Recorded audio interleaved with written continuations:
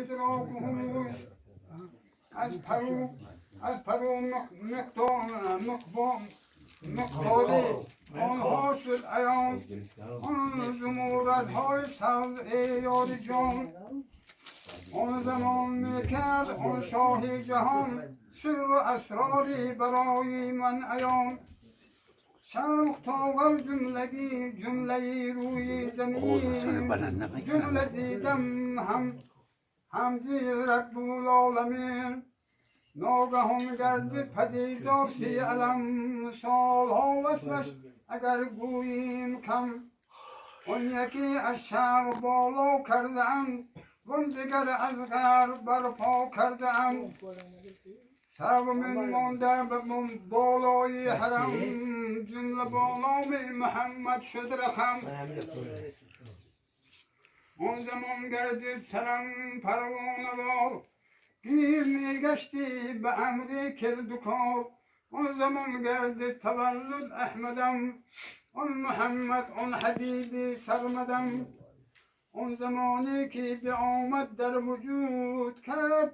خلاقی تبارک را سجود کرد انگشتان به سوی آسمان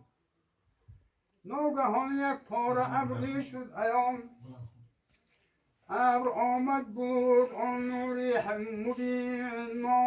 مانده ما را دیده گریان و حرین بعد از آن آمد به گوشم این ندا غم مخور کودک سلام نزد ما مقصدان است که همه اطراف را ملک قدسی آسمان صاف را جمله را نام و صفات و صورتش شکل و حسن و سن و سال و هیبتش این همه منظور باید نمود هست این حکم خداوندی ودود بعد از این با عزت و با احترام نزد تو آرد آن شیرین کلام در همین اثنا خداوندی جهان آن صحابی رفته را کردن عیان بعد از آن ابر گرد ناپدید مان جای خویش دیبای سفید همچو رفتی از سفیدی آن حریر بوی مشکی داشت آن بوی عطیر بود پیچیده محمد در میان آردش مانند خورشیدی جهان باز پیدا گشت یک ابری عظیم پیش من با امر خلاق قدیم بشنیدم من ندای آدمان های هوی و هم صدای این سجان این ندا آمد به گوشم ای محترم که محمد را خدای ذوالکرم سروری آدم نمود احسان به او نوح را آن لحظه ها مهمان به او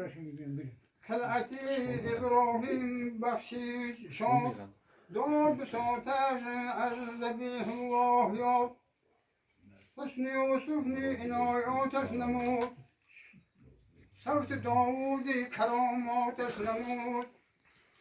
لطف کرده جدو احسان مسیح چهرش را کرد سلطی پر ملیح کسکوت جمعی پیغمبری هست خاصیت ها را همه داده به دست طرفت اللین آن سحاب گم کرده باز لطف احسان خدای بی نیاز نام احمد را شنیدی ای غلام هر نفس گوی الصلاة و السلام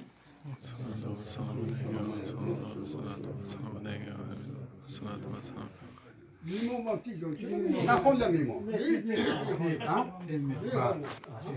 وای منظور نکی بعد مخالفه نه منظور نکی گفتن نمیخونم